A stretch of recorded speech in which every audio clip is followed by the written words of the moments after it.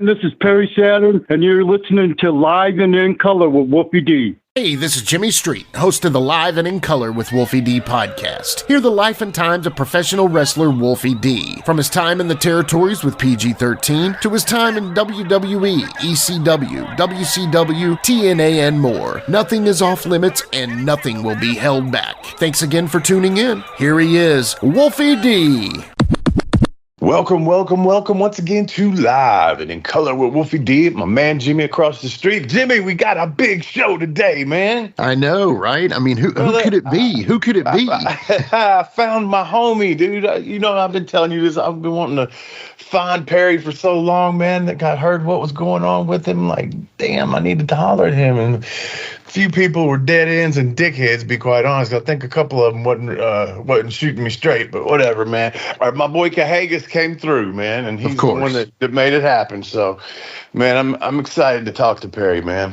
Yeah, I've dude. actually talked to him a few times already, but I'm absolutely ecstatic to get him on here and let the people hear him. I know he's coming out of this stuff that, he's kind of been hiding, really. I mean, yeah, in a sense. So, I'm just excited about it, man.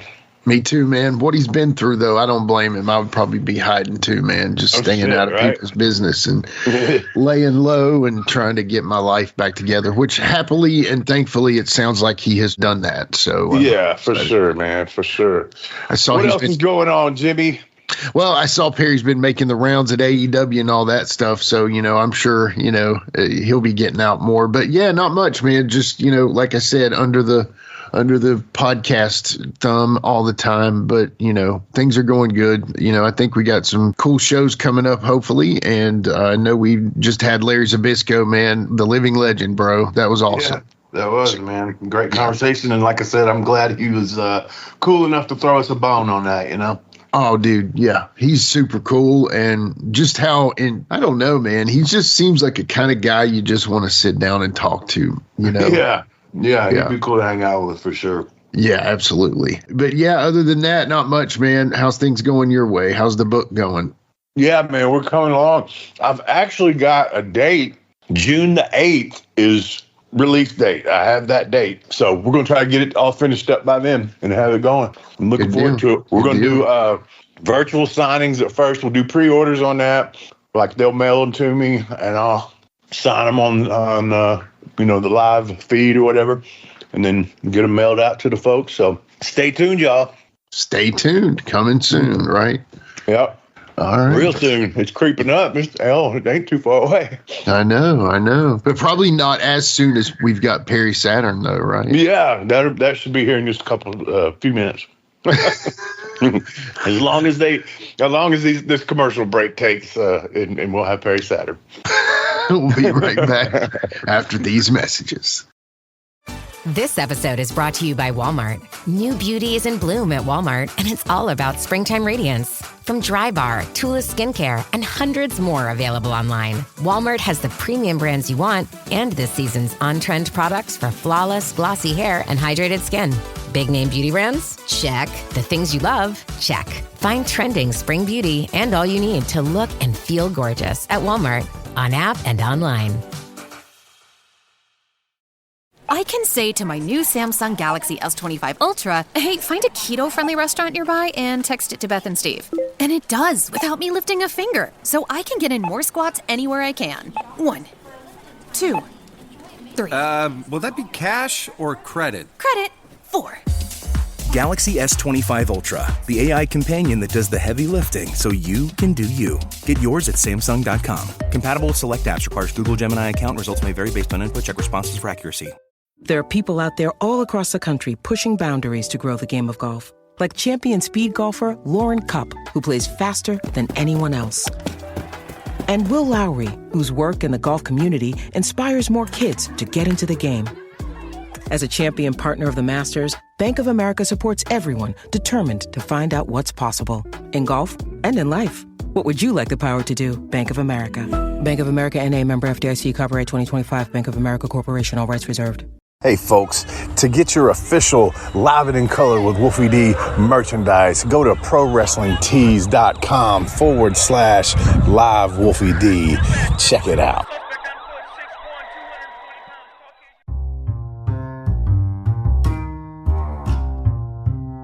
If you're listening to Live and in Color with Wolfie D on Apple Podcast and like what you're hearing, go ahead and leave a 5-star rating. And while you're at it, write a review. Tell us what you liked. Tell us what you'd like to hear in the future. It's very important to us and always appreciated. Thanks again. All right, guys, we're back. And man, I got a friend from the way back. We're talking about old school friend from back in the early days of PG-13's USWA career. I'm talking about my dude, Perry motherfucking Saturn. What's going on? Hey, man, how are you? Oh, I'm doing all right, man. This is pretty cool, man. This is pretty cool. I haven't talked to you in such a long time. I know, dude. I've been looking for you, man. I was hearing stuff here and there that you was, doing this and doing that, but nobody could find you. Then I seen you start popping up on stuff. I was like, damn it, somebody give him my fucking number. Yeah, I kind of just I like being by myself, doing my own thing. I'm not in the spotlight or anything. I live pretty simple right now. Yeah, man. I'm getting old. I feel you. How old are you now? 58. Okay, I just turned 51. But my body's about 98 though. All the drugs and bumps I did over the years. I guarantee it, man. That some of the shit you did in ECW was like, good Lord. Y'all was doing crazy shit. Yeah. And that seems normal to me, but man, it catches up eventually. Yeah. You had to have been happy though, like once you got out of there and you're working for Vince and you're working for WCW and all that, where you didn't have to do all that really. WCW was the most miserable time of my life. Wow. Really? Yeah. Really. WCW was so unorganized and such a two-class society that all the boys hated being there.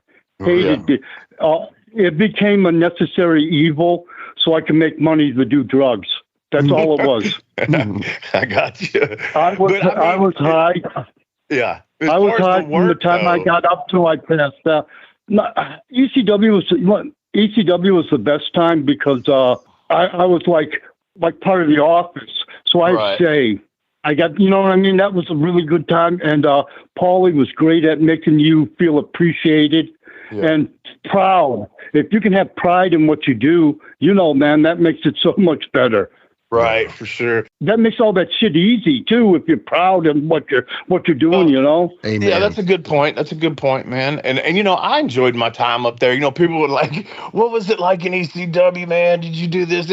I was like, the whole time I was there, I didn't even get hit with a chair. I said, we just went out there and wrestled. That got fucked up because we were supposed to go together, and then I blew my knee out. The first fucking house show I think you guys were on, and I blew my knee out because we were supposed.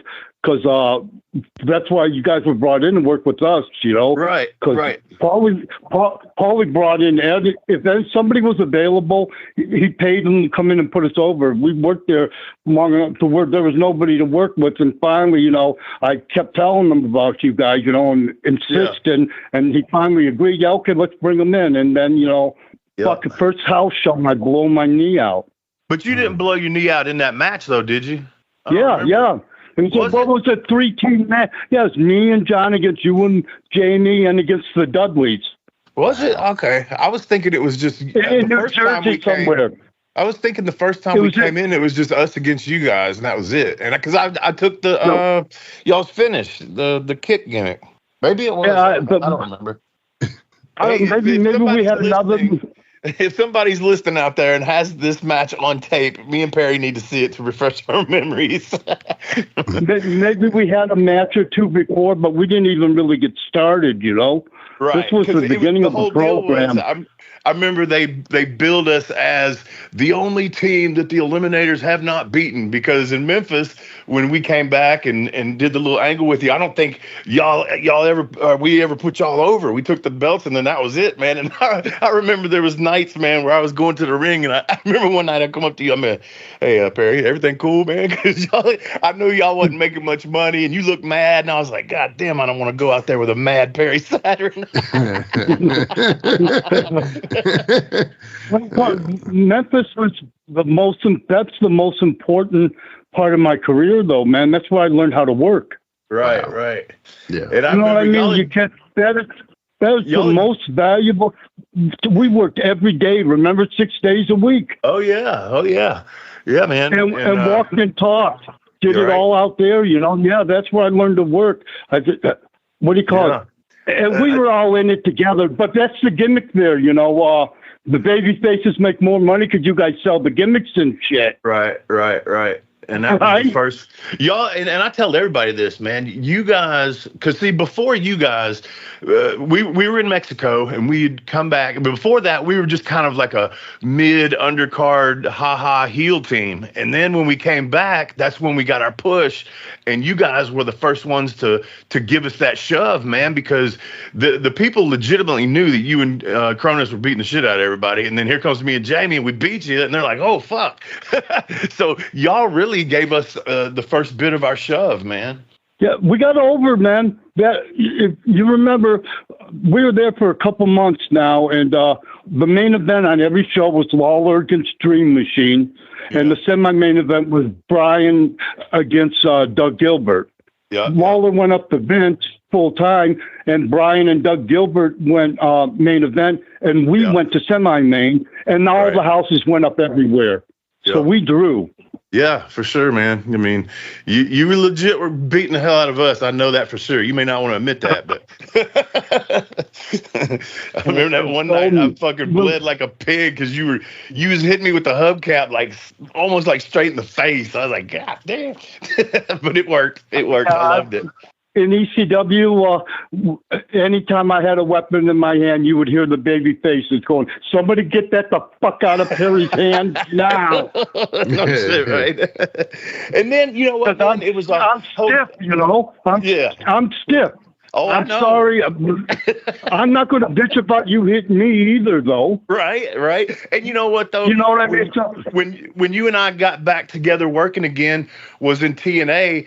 And of course, I wasn't Wolfie D anymore. I was doing Slash. I was bigger, and it's like you were even better. I mean, both of us were better, obviously, because of the amount of time that had passed. But I enjoyed working with you in TNA too.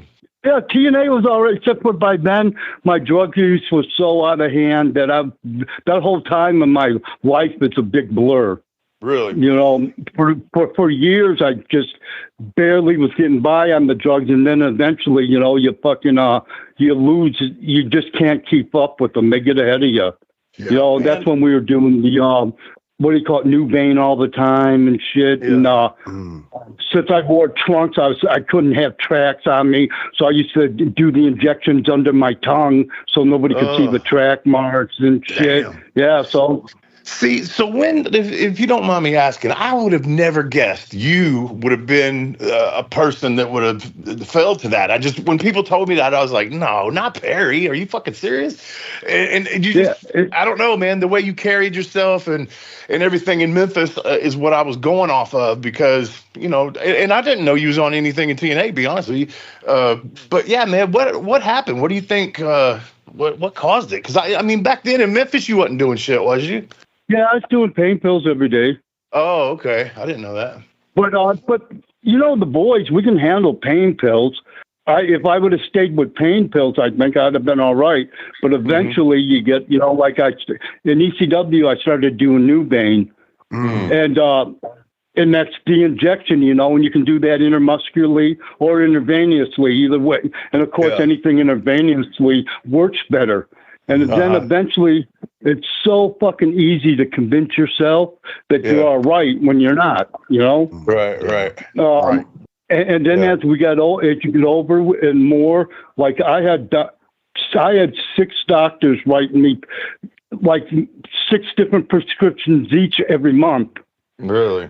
And I used to get 10 cc's of Demerol a month from a doctor. That's a drug they use for surgeries. Oh, I know. Yeah. You know, I mean, like the doctors, once they start catering to you, and then like I said, in WCW, we were miserable. Yeah. It's so ridiculous that you reach a point that you want to be, you work your whole life to get to, and then you just end up being so unhappy. You know what I mean? Yeah. And we worked a lot. WCW, we worked like 40, 50 days straight, you know? So I get the booking schedule for the month.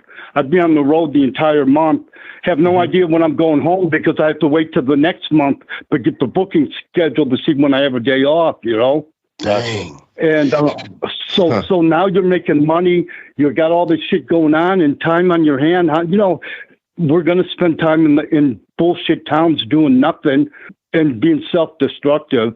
We had a Deadpool in WCW, and me and Raven were number 1 and 2 on everybody's list. And it's a miracle that him and I are sober and live. We're sober and alive. I don't know how that happened, man.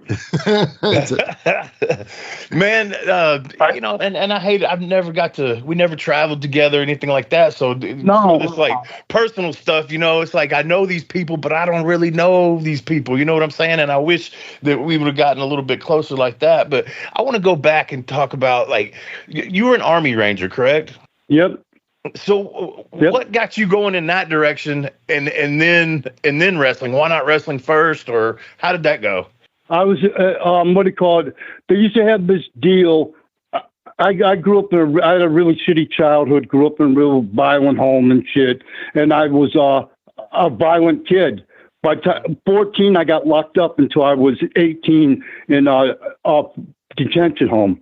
And when I was 17 back then, the Army used to have this deal where I could get out of detention home at 17 and join the Army. Gotcha. So that's how I ended up in the Army. Gotcha. Just to get out of jail, you know.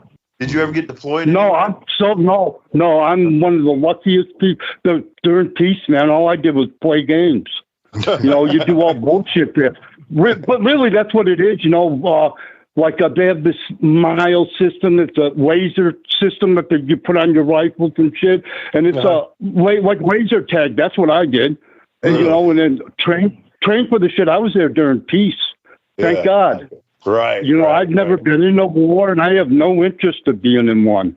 Right. I've never been that dumb where I was, you know. But I wanted to be a wrestler ever since I was a little kid. That's what I was going to say. Were you a fan as a kid? Yeah, loved it, man. Used to watch, but it's so unrealistic, you know, for the average person to do. Right. You have to really bust your ass and get really lucky to make it in wrestling. Yeah, for sure. Who was the people that you loved as a kid? Who was your idols in wrestling? I'm trying to, like, when I was older, like teenage years, guys like Arn Anderson, you know, which was, I spent many hours just Arn and I became friends, which was so fucking cool, you know?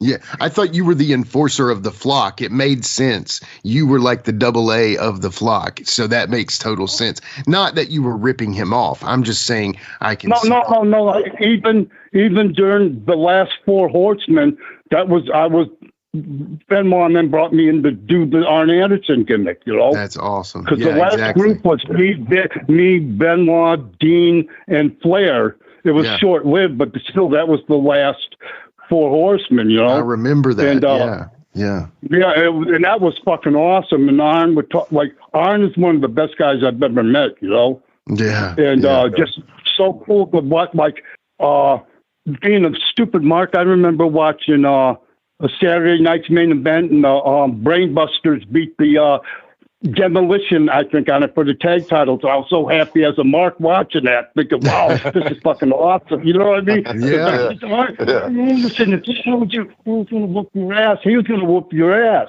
Yeah. You know, man, when you were saying that about, you know, you looked up to Arn and stuff, I was thinking, man, I actually stole a couple of moves from you when I became Slash. I started using that you always did that really high jump stomp. You jump up in the air real high and stomp him in the head. I started doing that. And then the other move that I liked that you would do was you would drop a knee across the neck and then keep it there and pull them by the hair and start choking them. So those two things I stole from you, by the way. Well, I'm sure I stole it from somebody else. Right. Right. creativity is forgetting who you stole it from. Yeah, right. Right, because almost nothing's original. Mine and John's finish was original. Yeah. And I never see anybody do it, Right. Which blows my mind because that fucker looked good. When it's done right, that finish looked great, man. Yeah, oh, yeah. Perfect. Yeah, it did. And it was in there. That's why I tell people it was, Yeah. No, it was great, man. It looked good. It felt good. Well, John was a big crazy fucker. Some days he would probably kick somebody's head off with that fucker, Dude, he was so fucking athletic to be as big as he was. I never forget the first time I seen him do that back handspring over the top rope deal. I was like, what the fuck? He was such an athlete, man. Like, could run up a wall and do a backflip after he ran up the wall, shit like that. Right. John was nuts, man. I just asked him, I go, John, how the fuck can you do that, John? He goes, well, I don't know, I just think I can do it, and I can do it. What was his athletic background?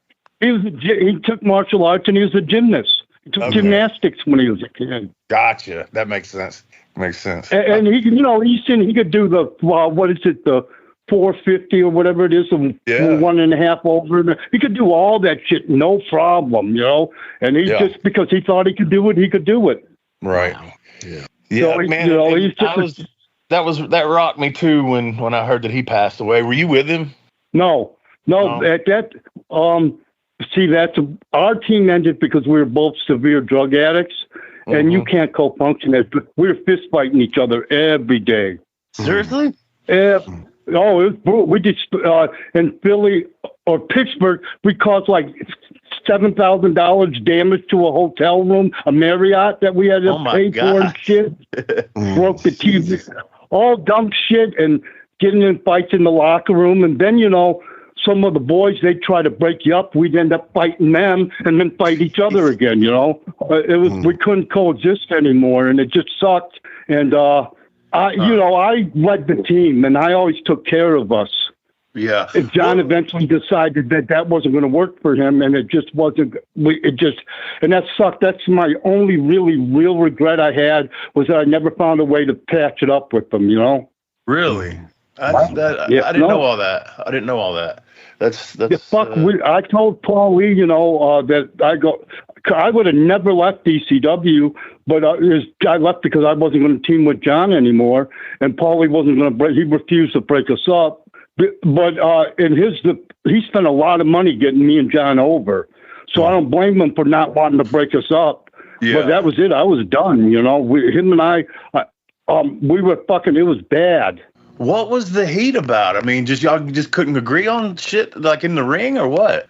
I always took care of John. Always. John's was a little fucked up. He dyslexic and stuff. He could, we always made the same money. I never fucked him over on money or anything. Right. Always, because that's the right way to do it, man. And everywhere I worked, I had the opportunity to make more money than he did. And I never did that. Really? John wouldn't make a town if it wasn't for me. And what he called, he got a girlfriend. He ended up falling in love with this rat, and she started convincing him that she knew more about the business than me, and I was fucking him over. And he had a shitty attitude. Just from being a drug addict, and would go do whatever he wanted and fuck up the spots. And I'm not going to fucking put up with that. Yeah. I was such a perfectionist. It would fucking drive me insane. And then if he's fucking up the spots and making us look bad, then that means I look like I'm unreliable. Yeah. And that wasn't happening. If you need me there for a spot, I was there. Right. And I can't, and we just would fight, and then, he used to always say, "Fuck you! You're not my father. You don't tell me what to do." And I don't know why that used to make me so fucking mad. I can see it. He reminded me. Anybody that's asked me about him, he reminded me like of a a big puppy. You know what I mean? The puppy that is so big that it falls over stuff. You know, not that he was clumsy, but just, you know what I mean? All happy and just goofy type deal. You know? Yeah. And like in football, I'm a big NFL mark, you know. And that too. Rob Gronkowski, that's John Kronus. Yeah. Yes. It is. That's John. Everybody loved John. John was always happy and go lucky and just always in a good mood, never nothing bad to say. And then every now and then, man, we worked in the ECW arena. Our first time we worked, me and John against Sabu and Van Dam. Yeah. I have no idea what the fuck happened. I'm watching them guys, and John goes fucking berserk in the ring. Really? I roll in the ring, I grab Van Dam, and I go, out! And I push him out of the ring, and I snatch Sabu, and I go down and get him the rear chin lock, and I tell John, get the fuck out! And he rolls out of the ring, and I go, calm the fuck down! And Sabu goes, fucking tell him! And I go, I'm telling all of you. So we get in the back, and I go, John, what are we doing? And he goes, fuck them, we're killing them.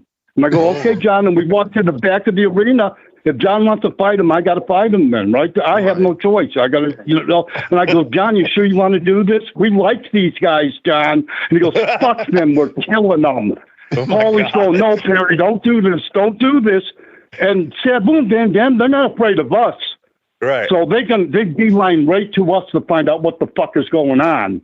Oh my God. And they get right up on us, and Chad goes, what the fuck are we doing? And John goes, oh, I'm sorry, guys. You guys scared me out there. And he hugged them and walked away. Oh my God. He just had a moment. And they did something to him. He didn't know what they were doing, and he panicked. Oh my God, man. And until he did that, we were fighting him. I had no choice. I would have had to fight him. And John didn't want to fight anybody ever, you know, and he just snapped. Damn. Man, let me ask you your opinion on this, man. And like, I was cool with New Jack. I had no problem with New Jack. I had good matches with New Jack in TNA, and we got along. What, like, some of the throwing Grimes off the fucking scaffold and stabbing that kid and some of the shit he's done, like, in your opinion, do you think he went too far? Yeah, New Jack and I had a very, very hard time adjusting to each other. Very hard time. Because I'm not putting up with anybody's shit. I'm not saying that I'm going to whoop your ass, but I'm saying you're going to have to whoop my ass. Yeah. You know what I mean? So, and what he called me and Mustafa got along great. New Jack and John loved each other. They used to hang out all the time and shit. Yeah. New Jack and I had a very difficult time adjusting because he would take liberties with people, and I wouldn't put up with that. Right. Yeah, I just that motherfucker stabbed me in the forehead with a fork, and I almost beat him to death. He stabbed you with it? Yeah, I had no idea what the fuck he was doing. I turned right in, and I almost beat him to death out there. Damn. Why? I just don't understand why he went so far with shit. You know, I mean, he could have legitimately killed a couple of people. He had that what do you call it, gangster mentality or whatever, and that was, you know, he lived his gimmick, I guess. Right. I don't know. Yeah, true. And he was over so much that his attitude and shit affected him not going anywhere. Yeah, for sure.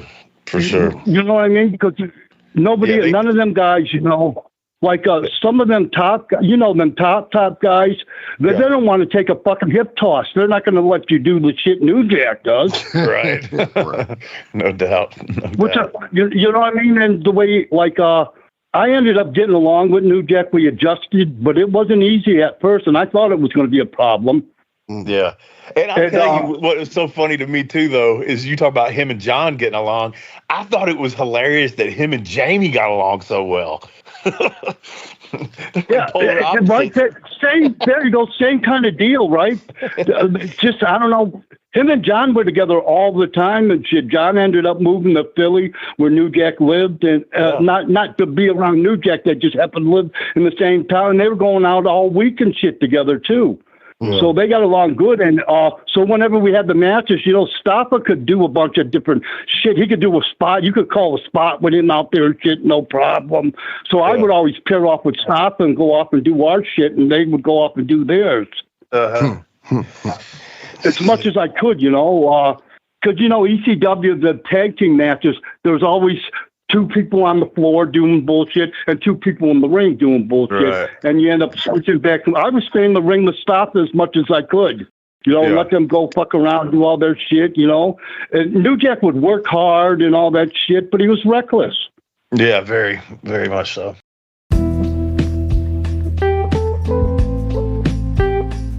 Let's take a quick time out and get a word from one of my dope-ass sponsors, and we'll be right back with more Live and in Color with Wolfie D. Ryan Reynolds here from Mint Mobile.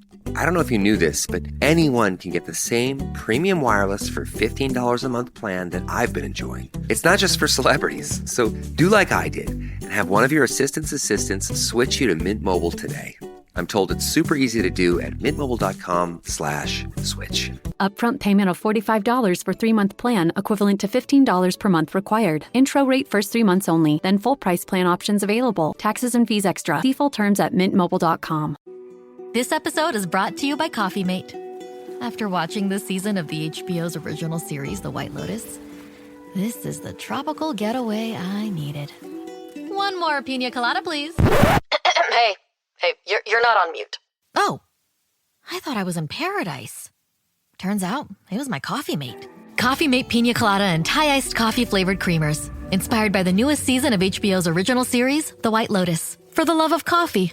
Try now.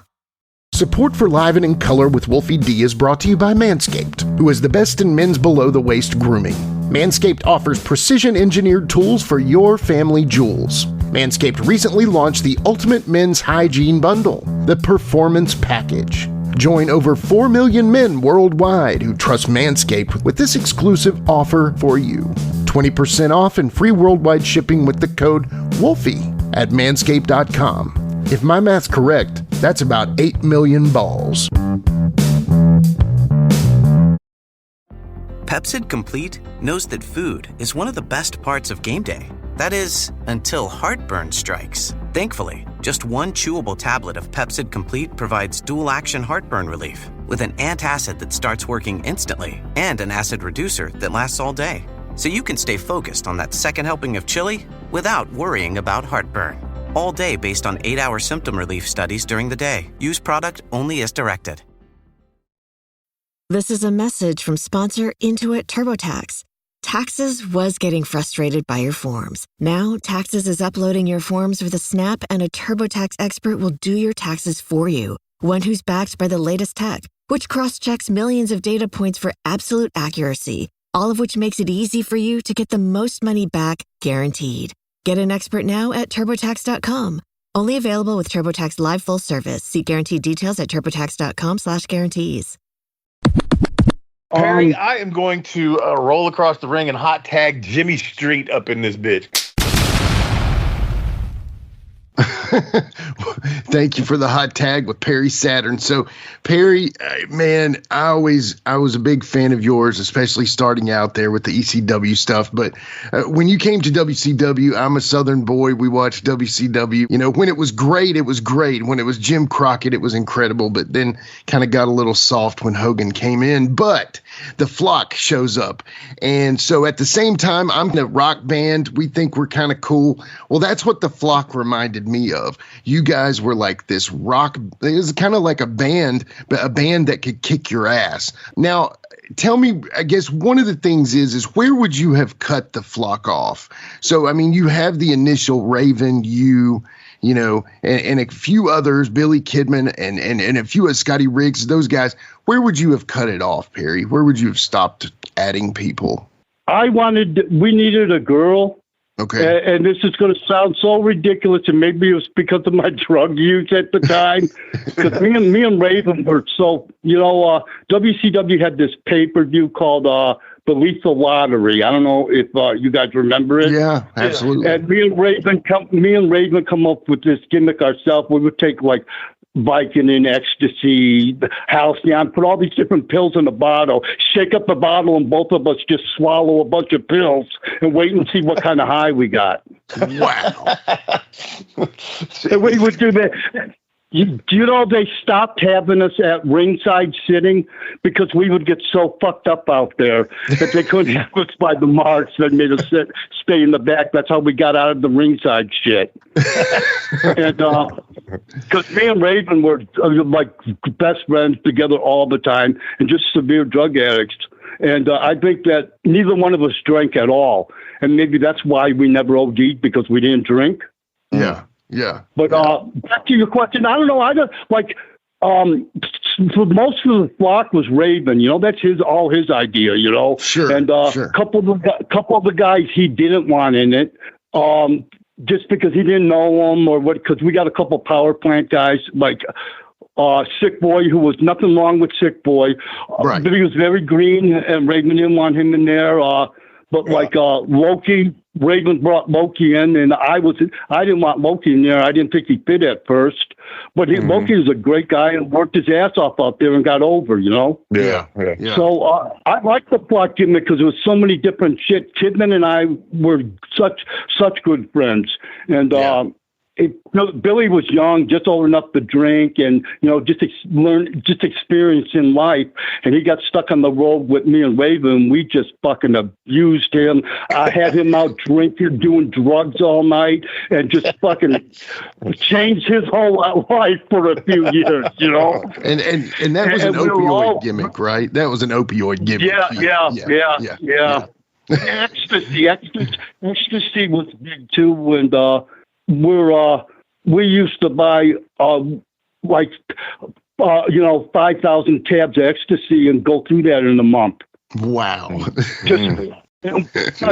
getting dirt cheap, and we would just give it to everybody. If you were around us, drugs were going on all night, you know. Man. That's wild. Who was I don't think you started saying something about a chick that you was going to put in it. Anyone. I just thought we needed one, you know. Oh, okay. And it just never. And I wanted to get in as a midget. I don't know why I wanted to put a midget in the plot too, and I just never got one. Yeah, that would have been. you know, like the Lodi gimmick could have went to a midget, right? Carrying the signs and shit. Yeah. But see, Scotty Raven, he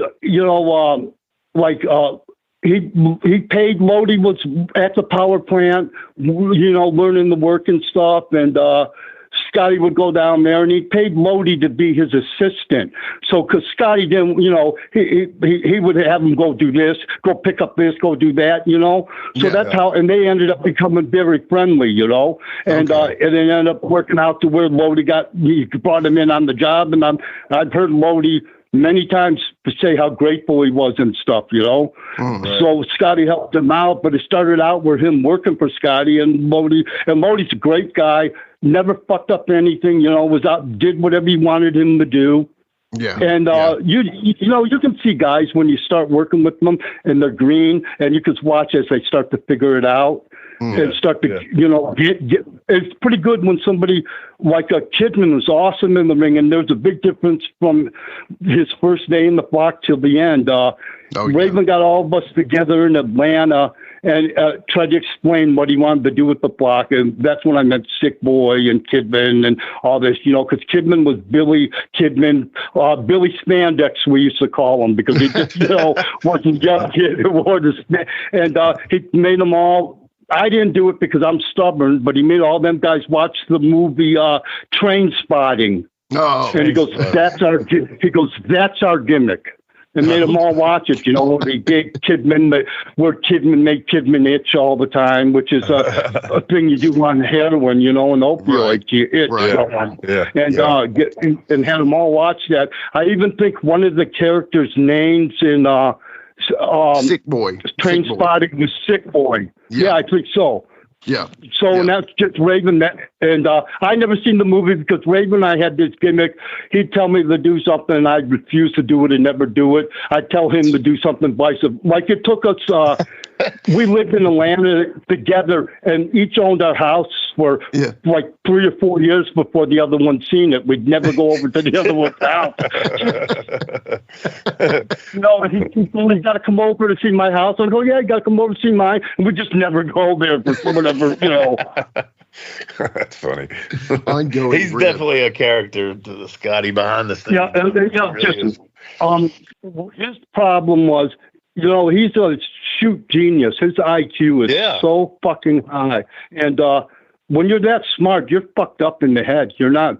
I'm probably swearing. I don't know how much you can air on your stuff. I'm sorry about that. I got a bad mouth. No. Yeah, you're good. You can say whatever you want. So it's really hard for me not to. I swear like this around my grandson. It took him a few years to figure out that he can't ever talk like I talk. Yeah, I feel you.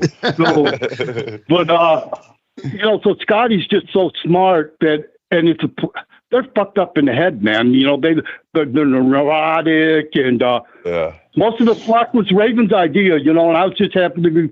He was going to WCW, and I wanted to leave EC. I didn't want to tag with John anymore, and Paulie wasn't going to let me. And Scotty told me, he goes, he goes, hey man, he goes, if you want, I'll bring you in to WCW with my gimmicks. He goes, you just have to talk to Terry Taylor. I'll have Paige talk to him.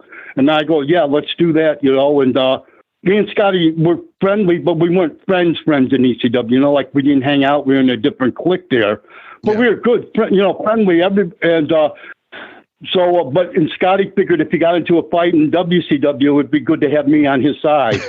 So that's why he brought me in. Good call. I'm not going to whoop everybody's ass, but I'm not going to back down from anybody either. Right. And that's all you need, right? Like most of the boys don't want to fight each other. Right. Yeah. So you know what I mean? So that's all you need. And I'm not putting up with anybody's shit. I don't give a fuck if you beat me up or not. I've been beat up before. That ain't gonna hurt, So, but then Scotty and I we worked WCW, every 40, 50 days straight without a day off. We're on the road together, traveling and shit, and you just get close with people, Right. Yeah. Right. Yeah. Man, so this is a bit old news, but I haven't heard the entire story, and definitely not heard it from you, man. What was up with the whole? They said you saved the girl from getting raped, and you got shot, and all that.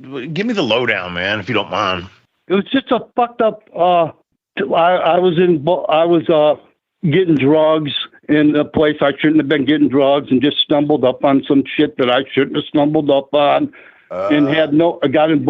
And before it was over with, changed the whole trajectory of my life forever, because I almost died, and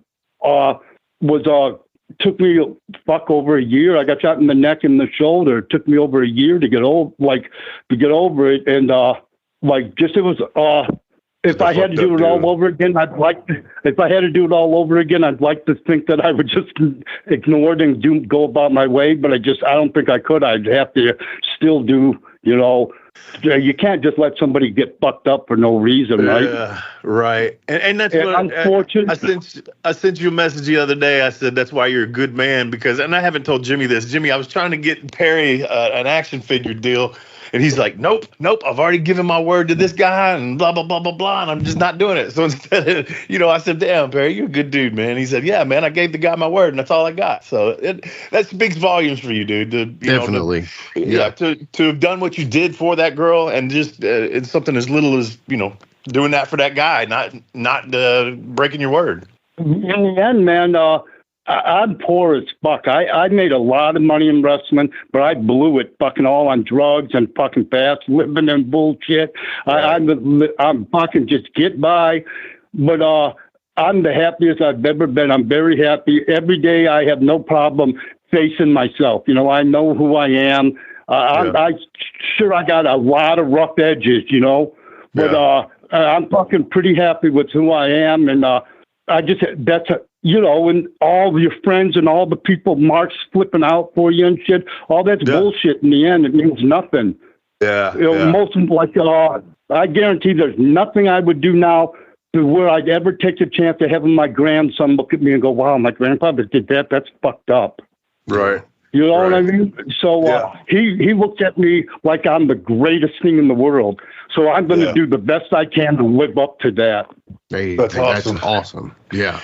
Grandpa Saturn. I wish I had a Grandpa Saturn. Yeah, Papa. He calls me Papa. And man, is that that's the best thing I've ever done in my life.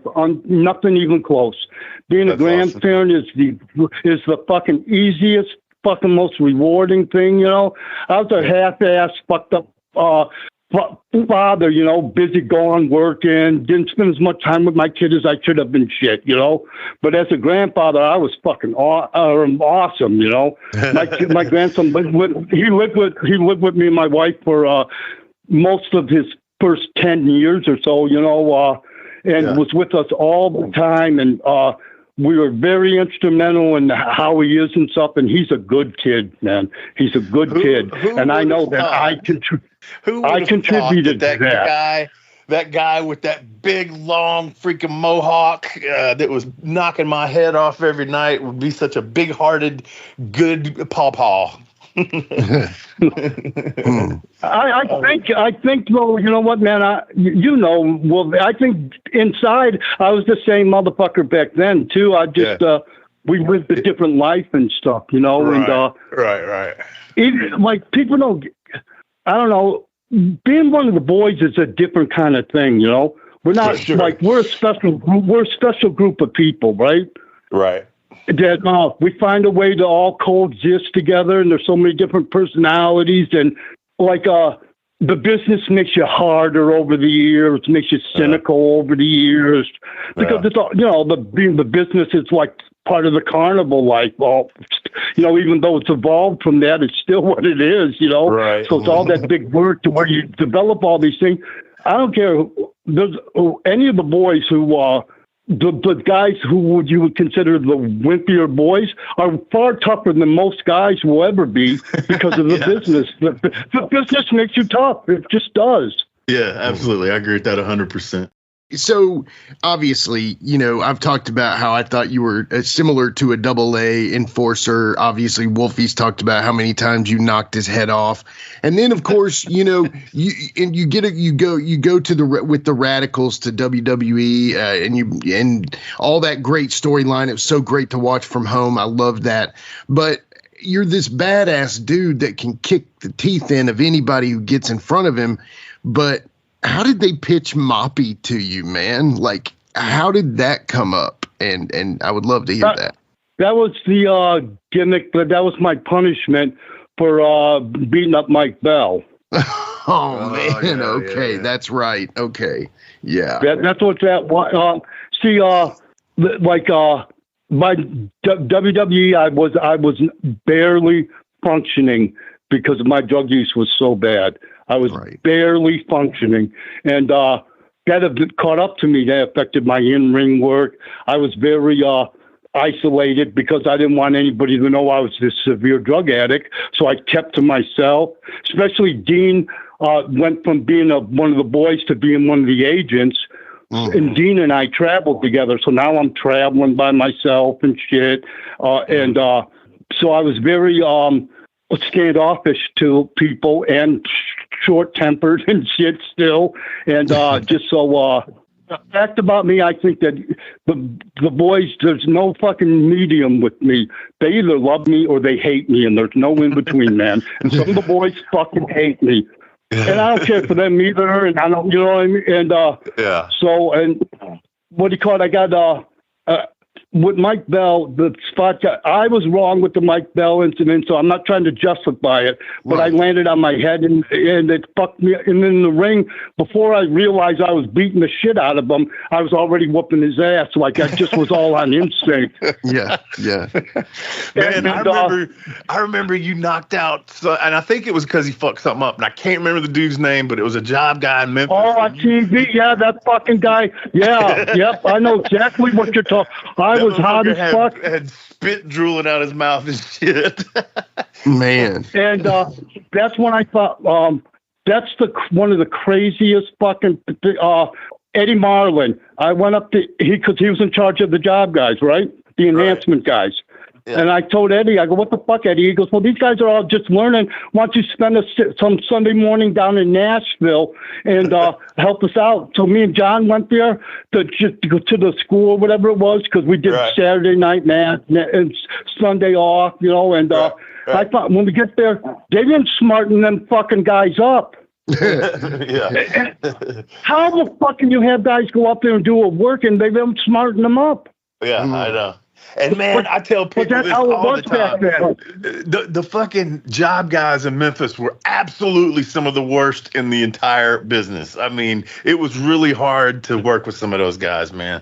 Yeah, but think about that. Like that, still to this day, I don't understand how you can have a guy go out there and do a work, but you don't smarten them up to it being a work. Yeah, I know. I mean, they know it is.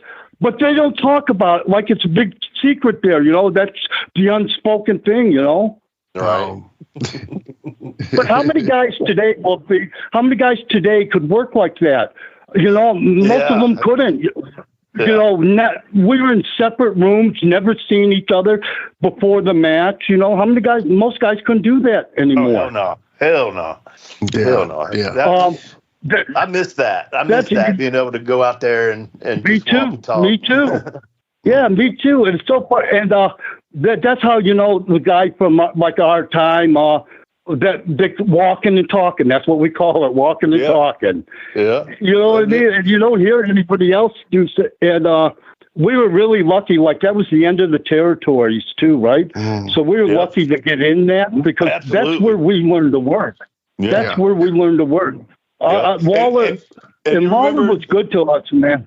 I didn't mean to cut you off, but just also being locking up with somebody and fucking cracking jokes with each other, and the fans don't know or nothing. You're just fucking with each other, laughing, and nobody knows any different. That's when it was fun, you know. Yeah, our first night we started on Memphis TV, me and John, Saturday morning. So the Friday night we got in town and they had a show in Jonesboro, I think. So it was real close to Memphis. I'm pretty sure it was Jonesboro, just right over the bridge, right? And so me and Waller tells us to go to the show if we can and check it out if we get in early. So we got in and we went to the show and we were in the heel locker room and Frank Morrell. What a prick he was, huh? Like he would DQ you and shit for no he wouldn't work with us at all. Remember? Right. You're telling that he's beaten me. He's pinned me before when that wasn't the finish. Before. And Jamie used to all the time do the spot, and Frank would yell at me about it every night. Jamie, you do something. John would come in, you'd get Frank, and Jamie'd have me throw him over the top rope and lay down. If Frank turned around, Jamie'd be on the floor, and I'd be in the ring laying down, and he used to bitch every night. What the fuck? You guys are burying me. I don't know what, you know. And Jamie would do it every night just to fuck with them.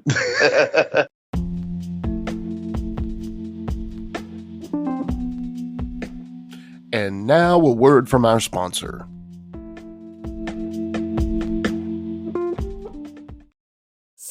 So good, so good. Get ready, because Clear the Rack is on at your Nordstrom Rack store. Now through Monday, find incredible deals on Wear Now styles. On sale for even less at Nordstrom Rack. Take an extra 25% off red tag clearance throughout the store from brands like Adidas, Marc Jacobs, Steve Madden, and more. All sales final. The best stuff goes fast. So shop this sale at Nordstrom Rack today. Please see NordstromRack.com or ask a store associate for details. Are you a pro wrestling fan? Well, stop by Captain's Corner, where you can get autographed photos, cards, magazines, and figures from all of your favorite wrestling superstars of the past, present, and future. You'll also be able to participate in live signings in the weeks and months to come. Make sure to stop by Captain's Corner on Facebook and give us a holler. Remember, cheers to the working man. I don't know if you remember this. This was so funny, man. It was on TV. We worked you two on a TV match, and he was on me, and I made the hot tag to Jamie. Well, he was going to do the, jump the top rope and turn it into like a drop kick on you, right? It's like before you ever hit the ground, it's over the top rope. Yep. Boom. You were charging him so hard and so fast, you knocked him back over the top rope for a backflip, and he hit he hit his feet. He slid back in. He never missed a beat. He just started punching, but you knocked him over backwards. Yes, I do remember. And that happened because we walked and talked. That's how we got. Today, that would fuck up their whole match. Oh, yeah. That was that one person would be on the floor, in the ring, looking. They wouldn't know what the fuck to do. Right. That's why they had it. They had an angle with some 3 girls a couple weeks ago on AEW. The one had a chair in her hand. They were right on top. It was horrible. Really? Yeah. They were lost out there. They were just lost, man. Because they don't, and it's not their fault. They don't work enough to not be lost. Absolutely. My first night in Memphis, we get to the show, we're watching it, and it was in Jonesboro, and Frank Morrell comes up to us and he goes, "Which one of you guys is Perry?" And I go, "I am." He goes, "Hey, somebody didn't show up tonight. Do you have your gear?" Of course I have my gear, right? Well, you don't ever go to a show without your gear. Yeah. And I go, "Yeah, I got my gear." He goes, "Okay, can you work with Eddie Gilbert in the main event tonight?" And I go, "Yeah, sure." And so the whole night I'm waiting to talk to Eddie. I've never met Eddie. I don't know any fucking thing about him or anything, And I'm like, what the fuck? And finally Frank Morrell come up to me at intermission. He goes, "Hey, we're behind on time. We're going to need a little time. We're going to do a 45-minute Broadway with Eddie." Wow. So I said, "Oh, fuck, okay, all right." I met Eddie Gilbert in the ring. We locked up and he goes, "Hey, I'm Eddie." Before the match, Frank Morrell goes, "Hey, Eddie told me to ask you, please just listen to him out there." I'm like, "Okay, no problem." And I went out there and Eddie walked me through the match. It was so fucking easy. And that was the beginning of me learning the work. Right. Man. That's awesome. That's a good person to start with, And he took great care of me. And, we're out there with somebody who can work. Time goes by so easy. Right. No doubt. And guys couldn't do that anymore. They just couldn't. It's not the business. It's not the same business that we were in. It's different. Right. Oh no, hell no. It's they go like in the end of my WWE career, we were becoming what it is now. Yeah. Where you had fucking 3 minutes to run through one long spot, and that was your match. It wasn't working anymore, and I hated that. Yeah. I like we could go out there and tell a fucking story, and we could get the people. Sometimes we're going to lose them, but we can get them back and stuff, and that's working. Right. Yeah. That's a lost art. Speaking of, Perry, real quick, speaking of that, you reminded me of a very important part of your career, and I need to hear more stories about this guy anyway. We had an interview where we talked about how like Lou Thez and some of these names like, Bruno Sammartino and these guys, they're almost like founding fathers. We know about them, but we don't know enough about them. And one of the guys that you're part of your history is a huge part of the wrestling's history in Killer Kowalski. I would love to hear some killer stories or one good killer story.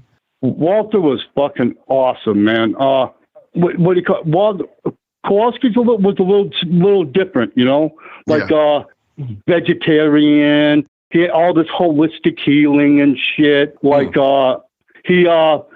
Magnets. He believed in using magnets on your body for healing and shit. And what do you call it? Me and Paul Levesque, Hunter were there together, and Walter seen something in us, So we were lucky that we got a lot of one-on-one with Kowalski and shit. But Walter was a crazy old man. He would tell us stories. He'd grab us by the arm. The old timer gimmick, Wolfie, where they hook on your arm and they don't let go of you. And they hold you there. And Walter would grab us and talk to us, and he'd tell us these long fucking stories. And I wouldn't know where the hell he's going with it or anything. And then he'd go, "That's why you can't trust the boys," and walk away or stuff like that. And half the time we'd have no idea what the fuck he was talking to us about. He used to get in the ring and shit with us, and like I was lucky to he spent a lot of time with me one-on-one and stuff, and it took me a while to convince him to let me go to the school because he thought I was too small to be a wrestler. So, and like he wanted me to be a referee or some bullshit, and I didn't want to do that. Hell no. Eventually, in the end, I changed a lot of the stuff he did. Like he had this one of his boys, Mad Dog Rashad, was the heavyweight champion and all this shit, and he ended up joining the shit I did enough to where he created a light heavyweight title for me to have and stuff while on his show. You know what I mean? So he was awesome to me, and you knew how to work with Walter, right? And Walter, half of the shit they did was still kind of a shoot. Yeah. So the stuff Walter showed you to do, you could do to somebody whether if they wanted you to do it or not. Yeah. You know what I mean? Did John train there with you? Yes, he did. But John trained a short time. John had one match when we went to Memphis, and that was it. Me and the Hunter were supposed to go to Memphis together.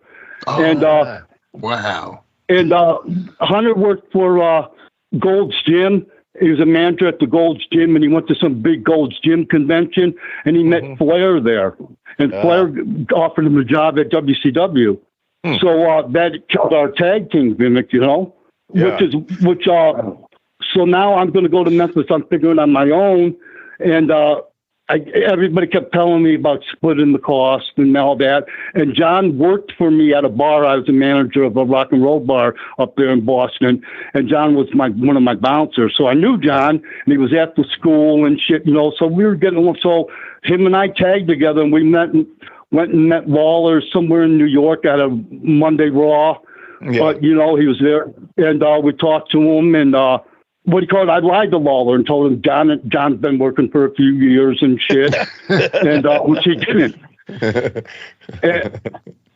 So John was green as fuck when we went there, and John and I had a very unique team because what John would do, and it took me a long time to figure it out, but he would always be looking and seeing what I was doing and just do whatever I was doing. So we did shit in stereo. And that ended up being cool as shit. We were always doing shit in stereo, but it was unique for us, Yeah. And but yeah, that's where John learned to work, And like he had one match before we went to Memphis, and he just trusted me and listened to me, So was I wrong in thinking this? Because I thought y'all, like before you came to Memphis, I thought you two had went to Japan together or something. I went to Japan. John didn't go to Japan. Well, maybe that was just part of the story to keep it going. And it might have been. John and I went John and I went there for a few years after Memphis. Gotcha. We worked there steady. But before that, I worked for New Japan. John wasn't even in the business yet. I got you. I get it now. But it could have been Perry Saturn and Triple H against PG-13, but it didn't happen. That would have been funny. And me and Paul had no idea what we were going to do for a team or anything. We were going to figure it out on the way, but he got the opportunity to go down to WCW, and you got to take that. You can't fuck that up, right? Oh, yeah, right, for sure. You know what you said to me at the beginning of this conversation? You said, man, I ain't no teenage girl. I can't do 45 minutes. You have put in an hour, my friend, and you didn't even know it. Oh, well, this may be the longest I've ever been on the phone. This may be the longest I've ever been on the phone. Well, Wolfie, man, we got such a history together. It's so good to talk to you, man. Yeah, absolutely. The other day we talked for a couple of minutes, and I asked you the dumbest question I think I've ever asked anybody, and didn't realize it till after we hung out the phone. A few weeks back, I will tell you right now, a few weeks back, I'm with Paul and Sonny Ono, and Paul gives me the phone with you on it. And the other day you mentioned Paul, and I, like a fucking idiot, I go, oh, do you know Paul? That's how we got talking together. That is such a dumb question to ask. You were right there with him. Yeah. Okay, Haggis, man. Good guy. Good guy. Well, Perry, I'm not going to keep you no longer, brother. I really appreciate you coming on and doing this for us. Dude, just keep in touch with me. We don't have to do podcasts to talk. Yeah, man. You know what I mean? Yeah, man. Let's do it. All right, brother. All right. Thank you, guys. I appreciate it. Yeah, man. Yeah, you too. See you guys. Thank you, sir. And we'll be right back with Ask Wolfie D Anything. DJ, hit that music. Ladies and gentlemen, welcome to Give Me Back My Pro Wrestling, the podcast that's based on the old school but can still help you find the good stuff from today.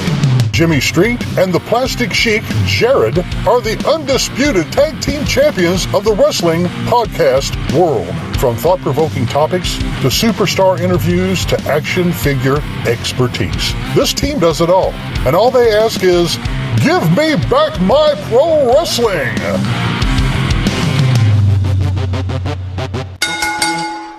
Every other Thursday, wherever you listen to podcasts.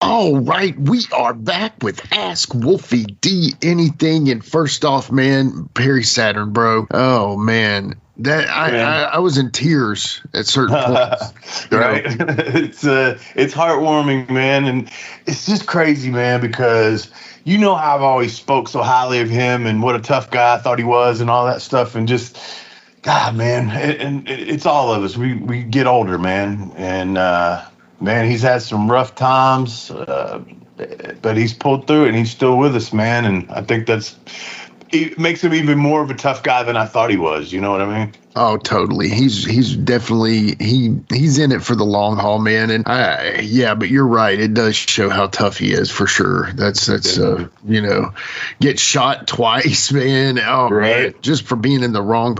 It was basically he was the wrong place at the right time, essentially.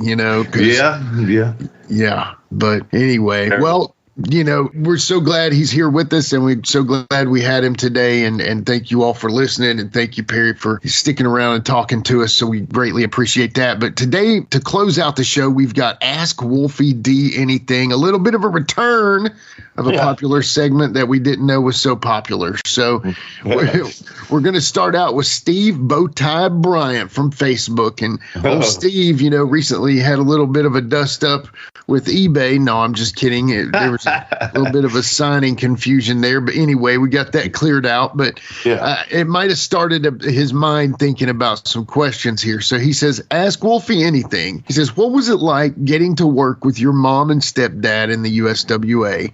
I know it was the highlight of their wrestling career. Yeah, absolutely. I'm glad, man, that I could do that for them. I'm glad I had the ability to be able to do that. I know Pete was jacked up about it, but I know my mom, probably, I know my mom really enjoyed that, and I know it made her proud, and just to be able to get my mom walked to the ring with me at the Mid-South Coliseum, and that's something that nobody can take away from me. Yeah, that's awesome.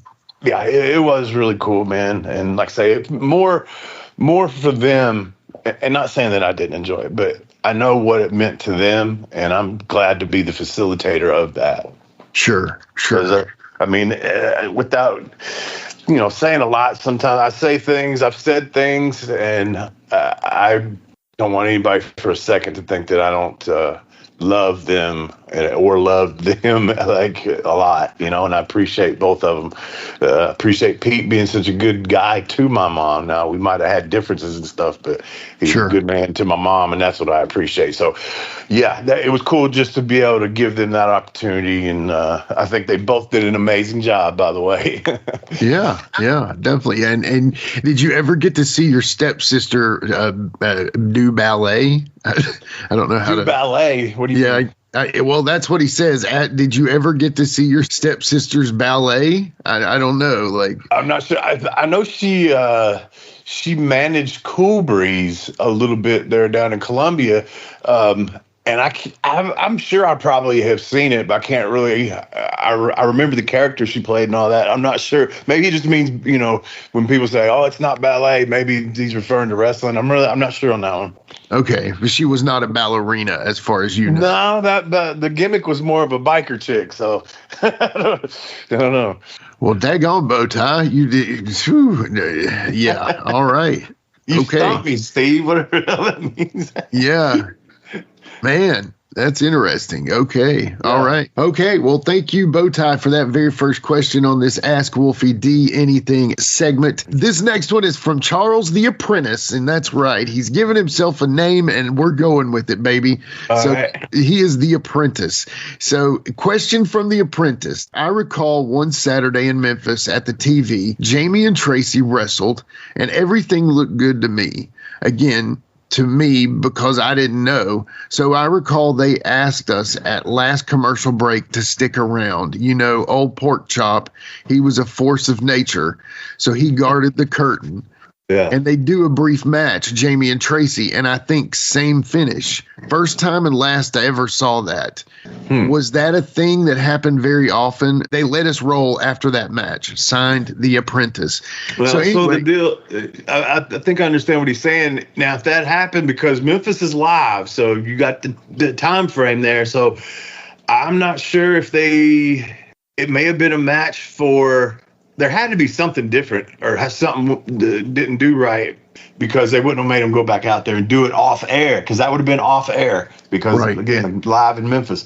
So they were taping for another town, or because, like I say, they couldn't redo what they just did on Memphis TV. So it had to be for something else.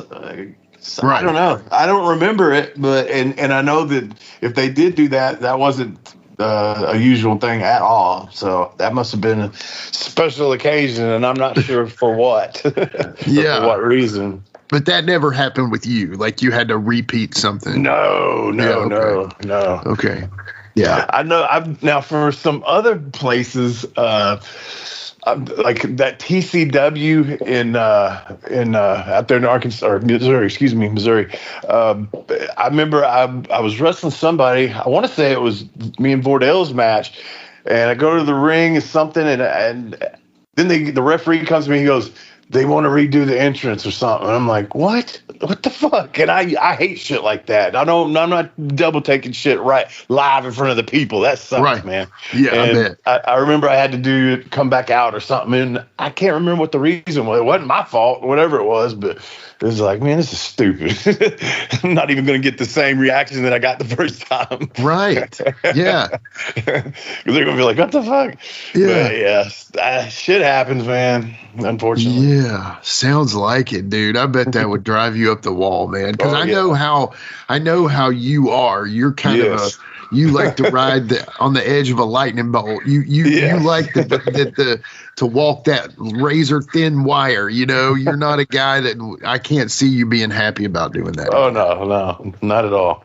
Yeah, because if you think about it, like you explained, you blew the pop. The pop was popped. Right. So. Yeah. They already seen me come out once. Not even CM Punk could get the same thing 2 in a row. I guarantee it. Yeah. So, it has to go down just a little, don't it? Right. It would have to. There's no way. But unless the people were so pumped to be, they're a part of a Monday Night Raw, or they're a part of a WrestleMania or something like that, and that happened. But that would happen. Right. Good that stuff for them. But Exactly. Okay, well, that was a good question. Thank you, The Apprentice. We're still not sure of the answer totally, but yes, we're pretty sure. So, all right, our third and final question on this Ask Wolfie is from, like I said, he's not the one-man gang. He's the one-man Ask Wolfie D, and that is John Lewis 6196. And he says, first off, I like the title Tale of Two Wolves. Yeah. Thumbs up on that. It is probably already changed by now, but we'll go with something else here. He says, question for Ask Wolfie D Anything. He says, Luna Vachon said in a shoot interview that she ripped off Brian Christopher's clothes and taped them to the toilet. Do you know anything about that? Man, I wish I did. Now, see, stuff like this gets misconstrued. Some stories get placed into other ones. The only thing I know about a bunch of she might have been telling the story, and who's ever relaying this now is putting her involvement in it. But he did get duct taped to a toilet in WWE when he got up there. I think it was JBL had something to do with it probably, and I'm not sure who else, but I believe the story goes, now I wasn't there, but and see, the ripping of the clothes part might be because I'm pretty sure he was taped to it naked. So yeah. Now you talk about trauma. You see what I'm saying? Oh my gosh, bro. Ribbing can be, especially back in the day, could be that brutal, man. And you could not, by any stretch of the imagination, get away with shit like that today. It just wouldn't happen. But there'd be lawsuits and shit like that. There's no way people couldn't lose their jobs and all that kind of stuff. But yeah, man, ribbon back in the day was a motherfucker. Let me tell you. Thank God nothing like that ever happened to me. But I do know that there's truth. I think there's truth in what he's asking. Maybe Luna telling the story of that, and it got not that she is saying she was there, or just telling the story. You know what I mean? Right. It just happened. Yeah. Somebody heard. Oh, Luna said this. Oh, that means Luna was there. No. Right. Right. I don't think Luna played part in it. Maybe she did. I don't know. Yeah, we tore his clothes off, that kind of thing. And she could have been a part of it. We'd have to ask Dave about it.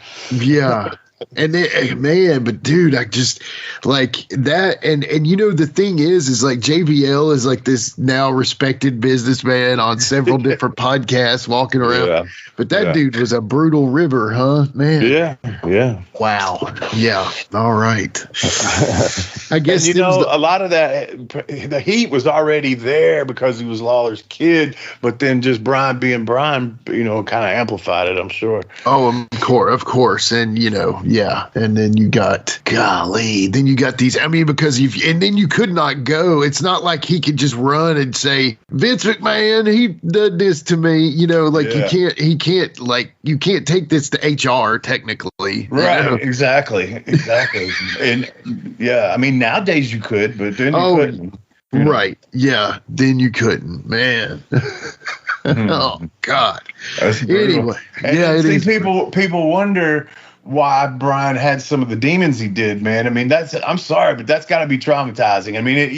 We laugh at it, and I remember at the time, laughing about it or whatever, but damn, that's pretty fucking brutal, man. Yeah, when you look at it from the absolute perspective of like, what would you do if it were you? Yeah. Putting yourself in the position, bro, wakes you up a little bit. Yeah, for sure. Mm-hmm. Yeah, man, no doubt. Well, hey, sometimes karma's takes forever, I guess, every once in a while. Yeah. But anyway, well, that is all I got, brother. All for Ask Wolfie. I think those were all pretty solid. Yeah, we like them. So thanks, guys, for asking those questions. Yeah, man. All right, well, guys, tune in next week. I got somebody lined up, but I'll just kayfabe that to myself for a little bit. Tune in next week. Still live and in color on the Wolfie D. We got a cap for your dome. Sergeant and Mr. Smith, you're gonna love this house. Bunk beds in a closet? There's no field manual for finding the right home. But when you do, USAA Homeowners Insurance can help protect it the right way. Restrictions apply. It's time for basketball, and Uber Eats is dropping deals on game day favorites to keep you locked in on the action. Like when you're craving a buzzer beater, but also buffalo wings. Or when an upset makes you want to ugly cry into a pizza. And right now, Uber Eats has game day deals from McDonald's, Popeyes, Pizza Hut, Wendy's, and hundreds more local favorites. So you can keep your eyes on the ball and your hands on a hamburger. Order now, only on Uber Eats. Product availability varies by region. See app for details. Raise the rudders! Raise the sails! Raise the sails! Captain, an unidentified ship is approaching. Over. Roger. Wait, is that an enterprise sales solution? Reach sales professionals, not professional sailors.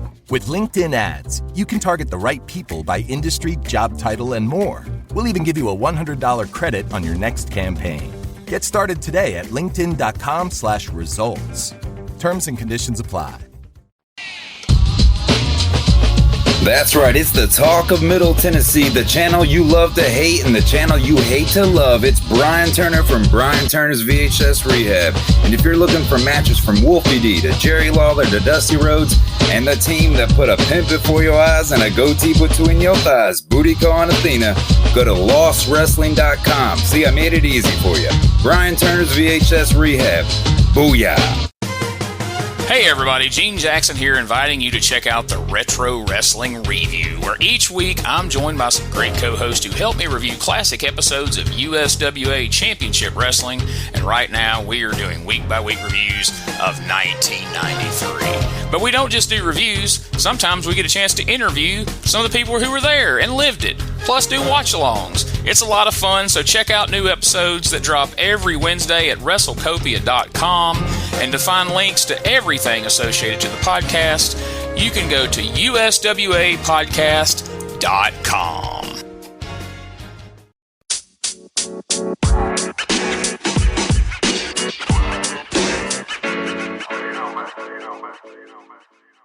So that was another great episode. Hey, Wolfie, tell them where they can find you on social media. Jimmy, they can find me in the club, bottle full of bub. I'm just kidding. They can find me on Facebook. My personal page is Warren Wolf, WLFE. I'm on Instagram at Warren Wolf 13. You can always find us on Facebook, Twitter, Instagram, and YouTube at Live Wolfie D. Here's the thing. Wolfie always has offers for his autographed photos. He has a selection of some awesome photos from throughout his career that he will autograph and personalize any way that you want him to. Just contact him either directly at his personal Facebook page or through any one of our other pages, and we'll make sure you get in contact directly with Wolfie. Get those photos, right, Wolfie? Yeah, I've got some good stuff on there, to help with the podcast. Folks, if you can't get out to a show to meet Wolfie D, there's nothing like that, especially for the fans of PG-13 and Wolfie D. And before we go, you can always find me, your host, Jimmy Street, at James Rock Street on Twitter, Instagram, and YouTube. And hey, Jimmy, before we go real quick, I just want to add in there, from the bottom of my heart, I really appreciate, first of all, the work you've done for this podcast. You have worked your butt off. Secondly, the people that are liking the page. Beyond that, even more, is the people that are listening, and we really appreciate that. Yeah, and remember, guys, the podcast drops a new episode every Monday at noon, and our past episodes are streaming now on demand on all major podcast formats. Thanks again. Yeah. PG-13 Memphis Wrestling Hall of Fame Class of 2024. Give it up. Spaceman Jones with the beat. Here we go. The 90s was ours, and we did it with pride. 15-time tag champs, what a hell of a ride. Rock and roll couldn't beat us. So Tommy and Doug, Knox Mother's dirty white boy who called themselves thugs. T is for terrible, H is for hell. Ha! PG both got locked up in county jail. The kid was real, and we were immature punks. Buddy Wayne couldn't stand us because we didn't wear trunks. We did it our way, in and out of the ring. Bought a real rap swagger to the Memphis thing. You can hate it, you can love it, we just did our thing. Still true to the game, now we Hall of Fame. PG-13, put respect on our name. Yeah.